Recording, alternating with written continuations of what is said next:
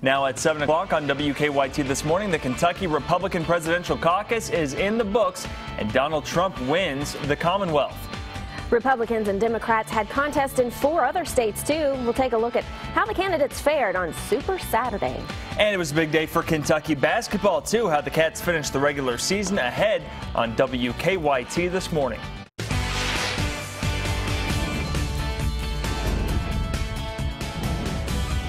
This is WKYT This Morning. Good morning. Thanks for joining us on this Sunday. I'm Sean Moody. And I'm Michelle Chamberlain. Thanks so much for watching. You know, it was a big day in politics yesterday. Yeah, huge day. That first Kentucky Republican caucus. We'll get to that in just a minute. But first, let's get a look at your forecast. Mike?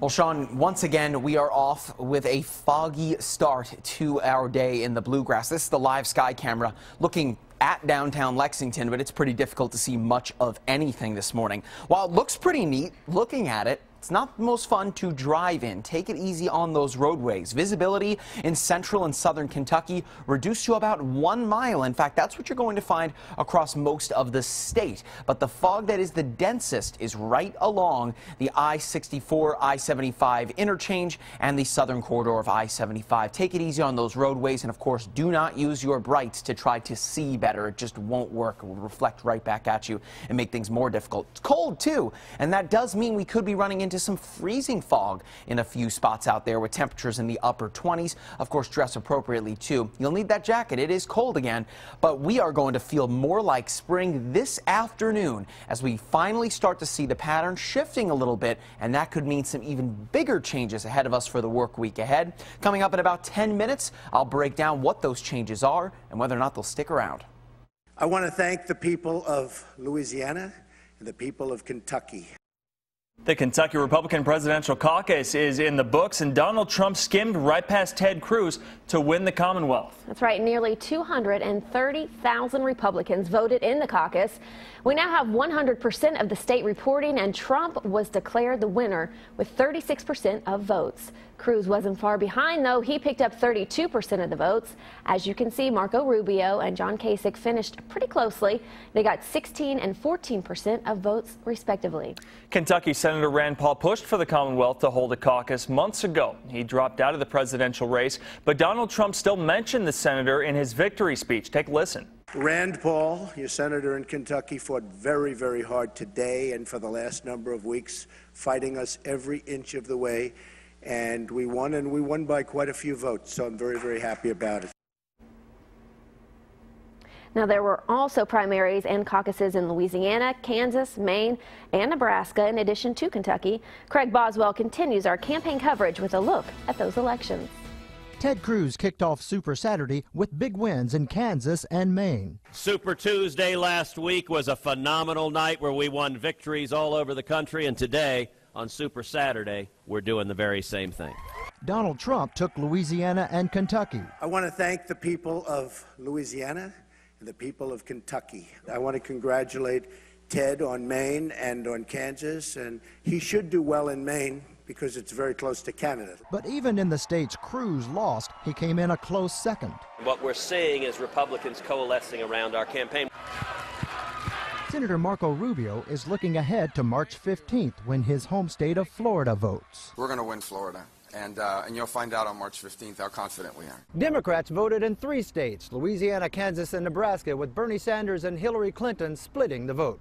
Sanders picked up wins in the Nebraska and Kansas caucuses, but Clinton won the Louisiana primary, which has more delegates. Both candidates are setting their sights on Tuesday's primary in Michigan. I'm grateful to everyone who turned out to support us, but now all eyes turn to Michigan. We are going to win here in Michigan. Clinton and Sanders will square off in a debate in Flint, Michigan, Sunday night. Craig Boswell, CBS News, Washington. So let's recap who's won which states so far this election season. On the Republican side, Trump is in the lead with 12 states. He's picked up delegates in big states like South Carolina, Georgia, and Alabama. Close behind, Ted Cruz has gained some ground after winning Texas and yesterday Kansas. So far, Rubio has only won Minnesota, but he's looking ahead to Florida. Over on the Democratic side, Hillary Clinton has picked up 12 states, getting delegates in big states like Texas, Virginia, and yesterday Louisiana. Senator Bernie Sanders took Kansas and Nebraska on Super Saturday, bumping his total up to 7. Maine Democratic voters will caucus today. So Trump may be happy that he won the Commonwealth, but he had to wait a while before the results here in Kentucky were counted. Yeah, polls closed at 4 o'clock yesterday afternoon, but it was near midnight before 100% of the totals came in. WKYT's Mike Byer continues our Campaign 2016 coverage live in the newsroom. Good morning, Mike. Good morning, Sean. The Republican Party of Kentucky says almost 230,000 Kentucky Republicans voted in yesterday's presidential caucus. Voting locations were open for 6 hours yesterday from 10 to 4, but it took even longer to call the race. Donald Trump was declared the winner, and the slow results did delay his victory speech in Florida. Still, the Republican Party of Kentucky released some numbers from yesterday's caucus, and it may have been slow reporting the results, but voter turnout was pretty good. The RPK says total statewide turnout in the caucus was 18%. That may not seem like a lot, but compare it to the 2012 presidential primary, where only 15.7% of voters cast ballots. Let's take a look at county-by-county breakdown with this interactive map that you can view on our website. As you can see, Donald Trump took most of central and eastern Kentucky counties. He also took Louisville and Jefferson County. However, Ted Cruz won here in Fayette County and also in western and northern Kentucky. Now remember, Kentucky isn't a winner-take-all state when it comes to divvying up delegates. Anyone who earns at least 5% of the vote will earn delegates. Now looking ahead, Kentucky Democrats will have their presidential primary on May 17th. Live in the newsroom, I'm Mike Byer, WKYT. Mike, thank you. This was the first Republican presidential caucus in the modern era here in the Commonwealth, and the process was a little different than what Kentucky voters may have been used to. I spoke with our political editor, Bill Bryant, after things wrapped up here last night. Here's what he thought of the political process. It was a learning curve for everybody, for the voters, certainly for the Republican Party. It took longer to count the votes last night than it did for voters to cast them during the day. But it was the first Republican caucus in Kentucky history, so it is no surprise that there were some things to learn, and I'm sure everybody did. You can check out all of our election coverage, including those interactive results maps, on our website, WKYT.com, or download our news app for free in the app and Google Play stores for all of the latest headlines. It's a big day in the world of Kentucky basketball as well. Senior Alex Poitras played in Rupp Arena for the very last time. Yeah, but you could say he went out with a bang against LSU. Lee K. Howard has your regular season finale highlights. Hey there, good morning. John Calipari's teams generally begin to peak this time of year, and that certainly looks to be the case for this group of Kentucky Wildcats. Yesterday, Kentucky was looking for a split of the SEC regular season crown with Texas A&M taking on LSU. In the first, Kentucky was up 5. Tyler Eulis finds Marcus Lee up top for the alley-oop. Eulis with 14 points and 14 assists. You know, it was a big day for Scal Labissiere, showing off the touch from the high post. 18 points, 9 rebounds for Scal. Cats up 9 at the break. Second half, Kentucky pulling away. How about Alex Poitras down low for the slam? The Wildcats, they have new life. Kentucky wins 94-77. They claim the 2 seed at the SEC tournament. Big win for the Wildcats to finish the regular season. Back to you. Okay, thank you. Postseason time now. That was a big day yesterday. Yeah, we will see how they do. It is 7:08 on your Sunday morning, and we are just getting started here. Yeah, some people love their pets so much they don't ever want to be apart. If you're one of those people, some gadgets are making sure you never miss a sniff or scratch. And in Alaska, there's a little more slush than mush ahead of the world's best-known dog race. That story's coming up after Mike's forecast. You've been waiting for the arrival of spring. It looks like you won't have to wait for much longer. Coming up, I'll show you how it looks like conditions are set to improve. Now, your hour-by-hour forecast with Mike Linden. Good morning. It is starting out once again quite foggy across the Bluegrass State, but we are truly looking at some big-time change today and in the next few. Right now across the Bluegrass, it is quite foggy, none more so than in central Kentucky. This is what Lexington looks like right now on our live sky camera. Well, you should be able to see downtown Lexington, but pretty difficult to see that this morning as we are starting off quite foggy. And it is sub-freezing as well early on this morning. 28 degrees, the humidity running high. As you can see, there is plenty of moisture at the surface. Cloud cover is still hanging over top of the bluegrass, and that is going to limit our warming through the early morning hours. You're already seeing that early on with temperatures sub-freezing. Right now you can see that we are still getting in on that northerly flow from the winds. That's also emphasizing the fact that temperatures are going to run rather chilly this morning, but we are going to make a shift in our temperatures here moving forward. We'll get out of the freezing range and work our way back to normal into the mid to low 50s. Check this out. This is your hour-by-hour forecast. We'll fast forward to 9 o'clock. Most spots by that point already getting back into the upper 30s. But with some breaks in the clouds around noon today, that should allow most spots to get back into the mid to low 50s. Now, that is normal for this time of year, these readings that you're seeing early on. And in fact, temperatures this morning are pretty close to normal as well. It's still officially the winter season, mind you, even though meteorologically speaking, it is the spring. But moving forward as we get into your Monday, look what happens to those temperatures. Yet another bump up by almost 10 degrees despite clouds. That's pretty impressive when you consider the fact if we didn't have clouds, how much warmer we could be. A chance for some rain showers along northern Kentucky as we work our way through Monday morning. Nothing that's going to bring washout conditions by any stretch. It's just something that you might have to use the windshield wipers if you're driving northward toward Covington or towards Cincinnati across your day on Monday. But then as we move into Tuesday, yet another bump up to those temperatures. The upper 60s, even low 70s out there as we really start to feel more like spring here in the coming days. So this is how it will work. Low pressure over eastern Texas and high pressure over the eastern seaboard will work together to bring warm air from the Gulf of Mexico northward. You can see these lines here. Those are the winds. Look how strong they will be, picking up all that Gulf of Mexico warm, moist air and bring it right on into the bluegrass. And while that does mean temperatures in the 70s, it also means stormy weather in the bluegrass as well.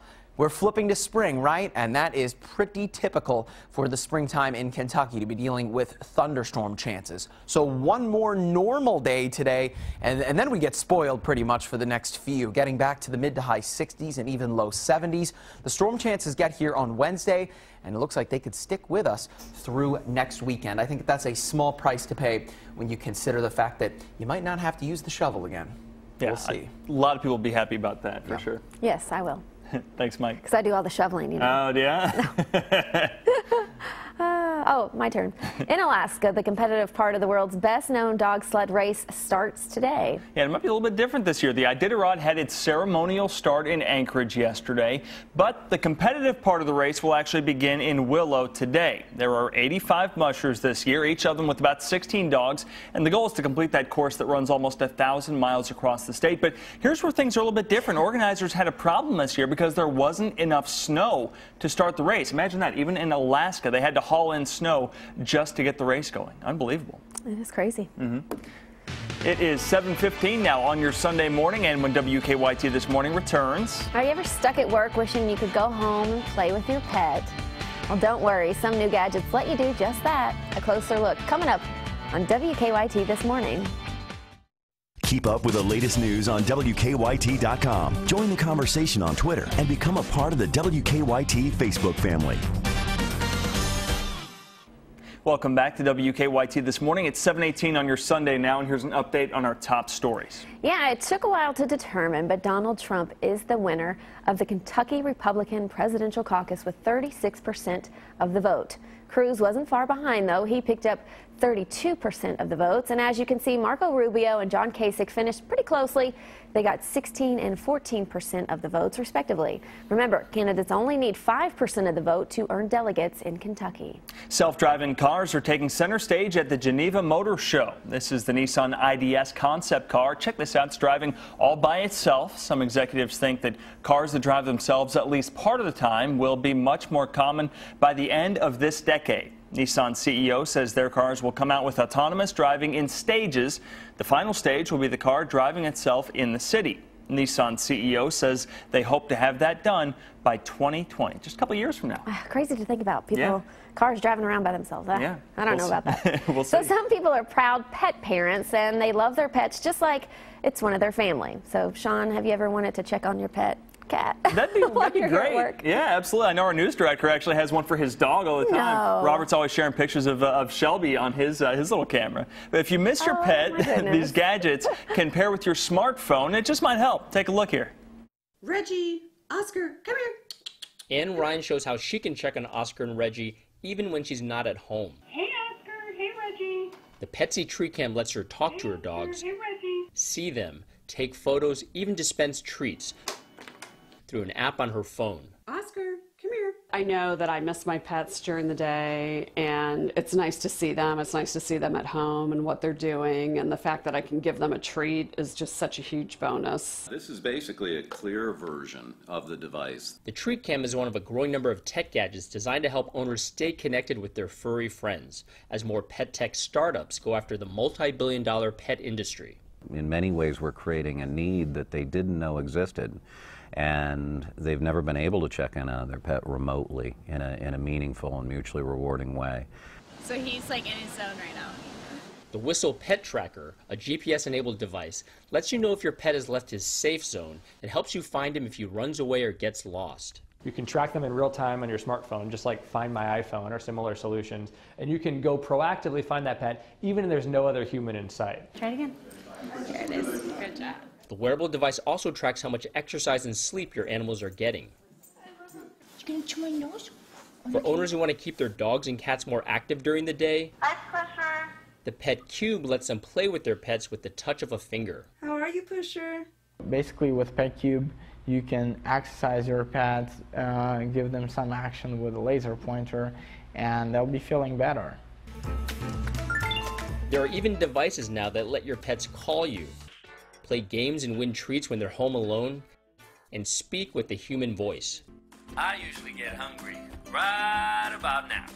But as more pet tech gadgets come to market, experts caution owners against relying on them too much. The technology can be useful as an adjunct, a way of, enriching your relationship with your pet, but certainly not a substitute for time spent with your dog. I think they have a pretty good life. For many of today's pet owners, staying connected applies to all members of the family. Terry Che, Associated Press, Berkeley, California. Oh my goodness, we've seen it all. Yeah. Cars are driving themselves, cats are calling their owners. It's what wild. if your cat called you at work? I mean, I would be curious to see what she'd say. It's 7:22 on your Sunday morning. There's still more to come. Good morning, Sean. I should do it. Sports is coming up next. Kentucky finishes the regular season on a high note with a big win over LSU. That's coming up next in sports.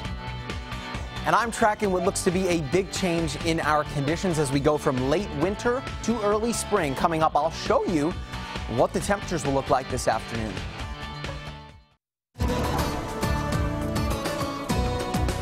While it's officially still the winter season, it's not going to feel like it for much longer. Defender not really showing us any kind of active weather early this morning. Temperatures are down, though, sub-freezing as we get your morning started. So grab that jacket for heading out the door. Right now in the upper 20s and lower 30s. But getting into the afternoon today, we warm up pretty quickly, mind you. More sunshine in the picture today, so a better looking day today than yesterday. Getting back to normal temperature-wise in the mid to low 50s. And yesterday was a big day in the world of sports, senior day for the UK Wildcats. And for more on the Cats, here's Lee Kay.